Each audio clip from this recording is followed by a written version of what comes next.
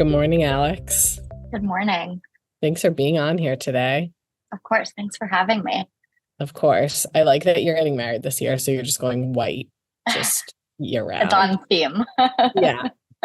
Um, well, yeah, I am. We are in the first like beautiful weather week of this year. I know these don't air the same week, but oh my gosh, it's just like the best feeling ever. I feel like everyone's in a better mood Yeah, we're ready for summer. It's here. for We've waited sure. long enough. And with that, it's funny, we were talking recently about I was speaking with an agent who was newly licensed, and they were asking about just sort of like the seasonality of the markets. And I was saying, like, we still have obviously the spring and fall are really busy. And I always like the spring if I was going to list my own home because it can go on a little bit longer.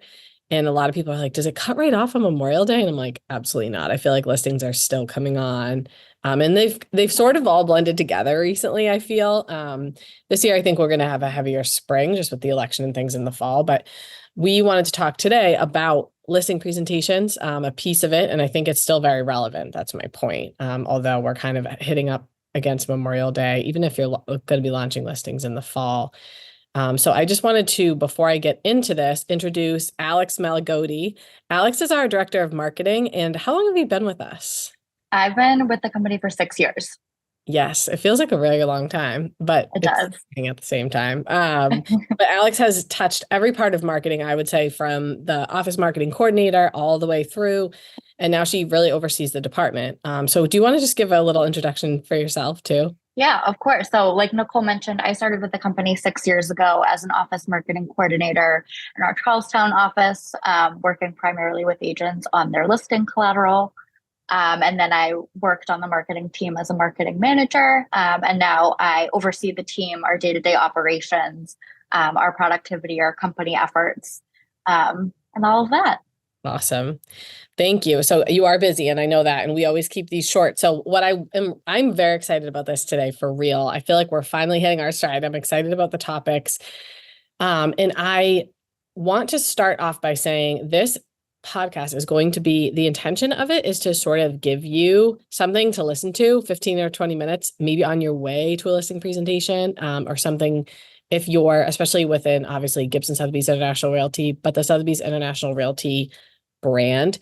Alex and I had a conversation just candidly a couple of weeks ago, and I've been saying it to the rest of our leadership team that I really like going on listing presentations with agents. I really like when someone from our team goes on those listing presentations, whether it's someone from marketing. A lot of times it can be catered towards what the seller, may want to hear about, or something specific to the house. I know Becca on our team who does PR, a lot of times that's an appropriate person to bring along.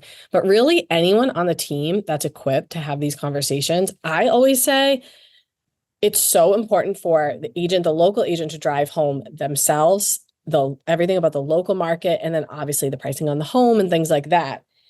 There's so many more layers. So just the high level of going through all the marketing. So really the Gibson Sotheby's International Realty piece, and then the Sotheby's International Realty piece. And even if an agent knows this like the back of their hand, which I don't think everyone does because a lot of it happens automatically, I think that the seller is able to sort of understand it more when there's two people, because their mind kind of organizes, okay, you have this side, and then wow, I have all of this too, even if the agent can speak to it really, really well. And so I personally feel like it's always great to have that second person, even if there's two people on the team, maybe thinking of it that way, right? You're taught one of you speaking to one piece and one to the other. I sit down with Mr. and Mrs. Seller, 123 Main Street. They say, yes, we want to sign up and we want to launch on May 1st. So we go to launch May 1st. What happens on May 1st? Where does all of this go? What is the property journey that you're seeing from a marketing standpoint? Yeah. So when a property is listed with Gibson Sotheby's International Realty, by extension, we're affiliated with the Sotheby's International Realty brand.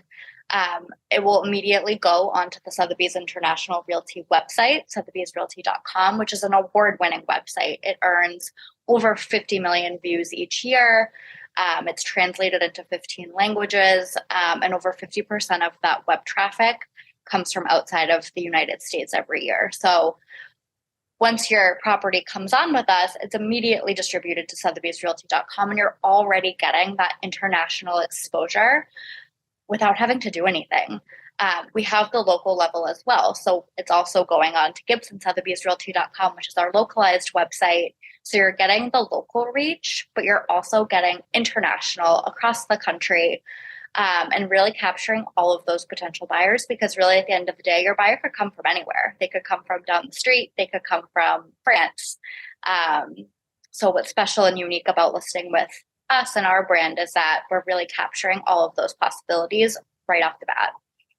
Yeah, that's so interesting. I know that one of our agents sold a condo, kind of probably a couple months after March of 2020. So we were doing a lot of that virtual showings in Woburn, Massachusetts, to someone sight unseen from Switzerland, I believe.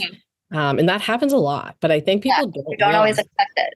right? When sellers are, they're like, well, there's probably gonna be someone local. It's like, there's probably going to be interest locally, but we will get those people too, but you want to make sure that you're with a company that can get that reach and make sure that you're bringing everyone to the table, that's interested. From a marketing standpoint, it's important to get as many eyes as possible on your listing, because truly the buyer could be anybody. So the more eyes that are seeing it, the higher chance that you're going to find a buyer and also earn a higher price point. Especially at the higher price points. I know, even in one of the regions, we had acquired a company that was a Sotheby's company, had that exposure, and we did the extra. I can't remember what it was, whether it was the New York Times. We ran something special. It went out in New York, and a buyer came for something that was about to expire that they had had on for like almost 2 years, and I think it was the most expensive property in the town. And that's that shows you that, especially in the high end, those buyers don't necessarily, they're not looking, right? They're not always someone that's out at open houses on the weekend, like a first time home buyer might be. And you think, well, if someone wants this, they're going to find it. It's not necessary for a unique property. You're not always, you got to get on everyone's radar, to your point, in front of as many eyes as you can, because when you get into those price ranges, people just get intrigued by a property that's interesting to them, but they're not necessarily searching the web every day for that. And that perfectly cues up my next point of, after the property is on sotheby'srealty.com, it's automatically distributed to our global media partners, which are high performing, high end international websites. So that's the Wall Street Journal, Mansion Global, apartments.com, land.com, realtor.com, Barron's, Financial Times. So we're really hitting every single place that a buyer could be looking.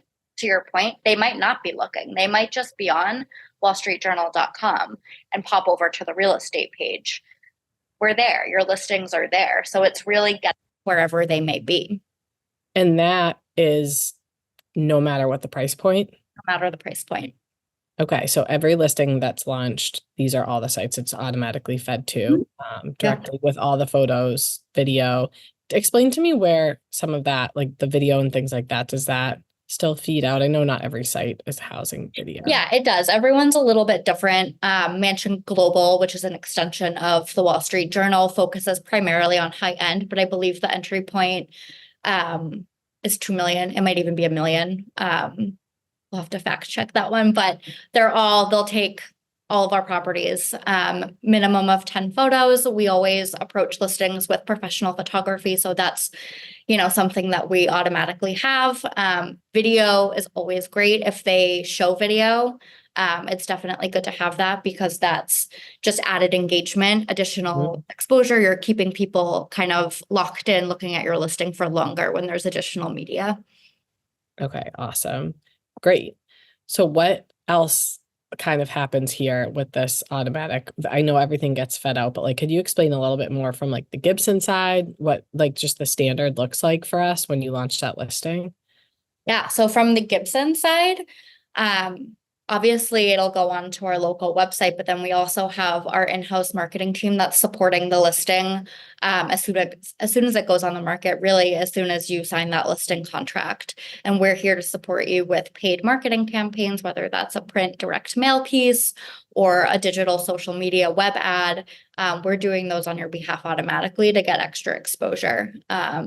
All targeted campaigns, so we can really dial into where you think the buyer will be coming from to make sure we're capturing those audiences. That's great. And I know we mentioned Becca, but we just launched a huge listing in Boston. I know that's something unique to us, really. Not a lot of people have that role. Becca, anything unique? So it doesn't just have to be high end, something unique, whether it's historic. I mean, the whole team is jumping on that, but Becca, who handles our public relations, Mhm. she has tremendous connections with basically any publication that you could get into. And she's always going to want to know ahead of time so that before we launch that listing, she can do an embargo or she can do something with one of these big publications so that they're announcing it alongside us. So she and the rest of the marketing team get out ahead of anything, like I said, unique, whether it's a historic home. Of course, that's not up to us. So we can pitch those and we'll get into that at another time, but I wanted to make sure to touch on that too, because I think that's an important thing to bring up at the kitchen table for a listing presentation. Absolutely. Yeah. Not a lot of firms have in-house PR. So we have it in-house, boots on the ground, and then we also have relationships with our corporate PR team at Sotheby's International Realty. So we have our personal connections that Becca on our team maintains with local writers, and then we also have connections through the Sotheby's team with writers at the New York Times, for example, or the Wall Street Journal. If a listing is a superlative, if it's the highest price sale in a market or the first time it's been sold in 100 years. Those are things that we want to know ahead of time so that we can, create the story and get that out to writers. Awesome. So you're at the kitchen table with me. I'm the broker representing the potential listing. What else do you want to leave the seller with?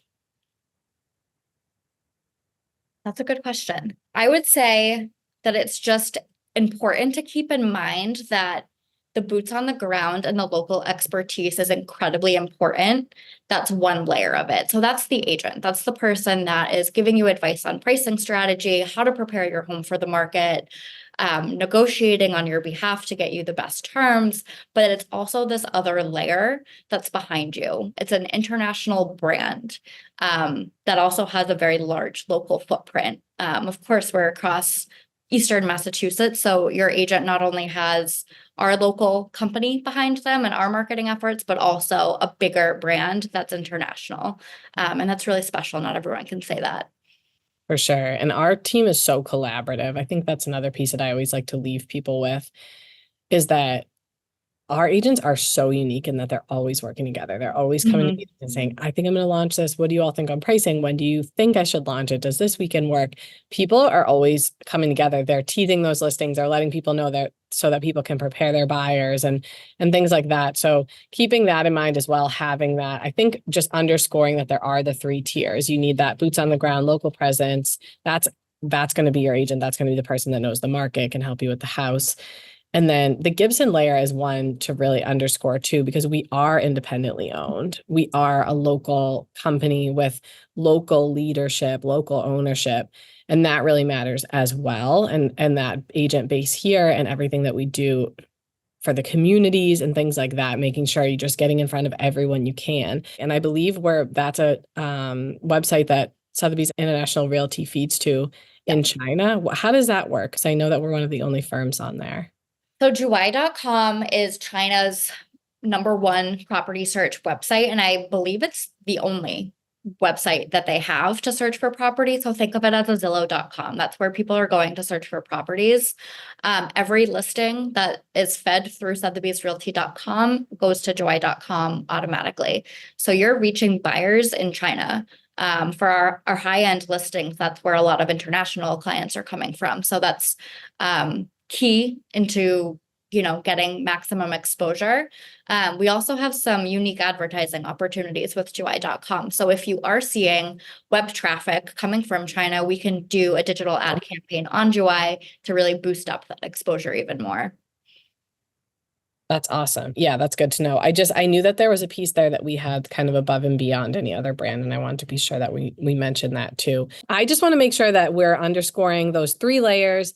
If you're with Gibson, please call us, call me, call Alex, call anyone on the marketing team, or anyone on our leadership team. We're always happy to sit in or even just do a little pep talk. But that's what this was meant to be, is sort of a pep talk, a run through. I hope we mentioned even one or two things. I know this was a simple and a short one, but this is what I'm going for, is just those one or two things that you might be like, oh yeah, But if you need us there, we're always happy to be there, and just making sure that those 3 layers are really clear. All the support that we really have the best of all worlds here in terms of what we're offering and pitching listings. So good luck if you are listening to this on your way or preparing for something. And thank you so much, Alex, for being on here. I know you're very busy, and I'm so grateful that you were able to do this. Of course. Thank you for having me. Have a good day.